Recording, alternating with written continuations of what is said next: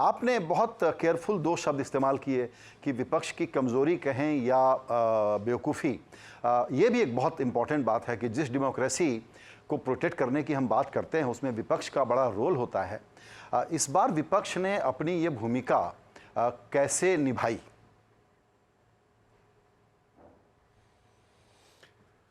देखिए, लोकतंत्र में मैं हमेशा कहता हूं, भारत जैसे देश में जहां 60% से ज़्यादा लोग सारे विकास के दावों और प्रयासों के बावजूद आज भी हम लोग के देश में 60% से ज़्यादा लोग दिन में 100 रुपया नहीं कमाते हैं।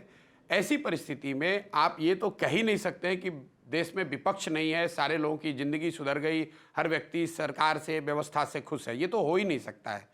ये बात मैं हमेशा ही दोहराता हूँ। इंडिया की अगर आप इंडिपेंडेंट इंडिया की हिस्ट्री देखेंगे, कोई सिंगल पार्टी आज तक यहाँ 50% भी मत लेकर नहीं आया है देश के स्तर पर। तो ये आपको दिखाता है सिंपल शब्दों में कि जिस कभी दौर में, जिस किसी दिन को कभी भी जब चुनाव हुआ है, तो जो लोग वोट देने गए उसमें सरकार के पक्ष से ज़्यादा विपक्ष वाले लोग रहे हैं।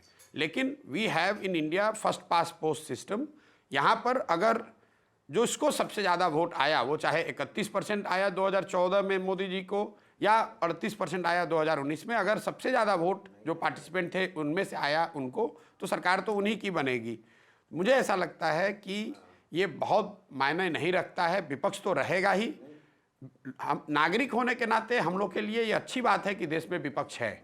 और अगर आप देखेंगे सरकार बन भी जाएगी, चाहे वो 310 से बने, 280 से बने या 340 से बने, देश में विपक्ष कमज़ोर होने वाला नहीं है। अभी जो बहुमत की सरकार चल रही है, भाजपा के 303 सांसद हैं, एनडीए के ऑलमोस्ट 350 हैं। मोदी जी ने कई इंटरव्यूज़ में ये भी कहा कि अगर आप कुछ साथी दलों को मिला लें तो हम लोग के पास तो पहले से भी 400 थे।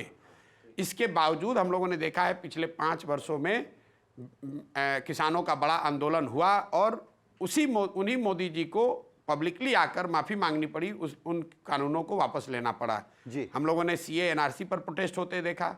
तो विपक्ष कभी कमज़ोर नहीं हो सकता है और इस तरह के मुद्दे आगे भी आते रहेंगे। सरकार में जो लोग जीत कर आ रहे हैं, अगर आप मेरे से पूछेंगे, बिन मांगी सलाह है, लेकिन अगर आप जीत कर आ रहे हैं तो they have to be careful कि जिस तरह के माहौल में चुनाव जीत कर सरकार बन रही है या बनने जा रही है, आप पब्लिक डिसेंट को अंडरमाइन नहीं कर सकते हैं, क्योंकि रूरल डिस्ट्रेस और बढ़ती हुई इनइक्वालिटी और बेरोजगारी, ये 3 बहुत बड़े मुद्दे धीरे धीरे नीचे ज़मीन पर मुझे लग रहा है कि सरकार के लिए परेशानी का कारण बन सकते हैं।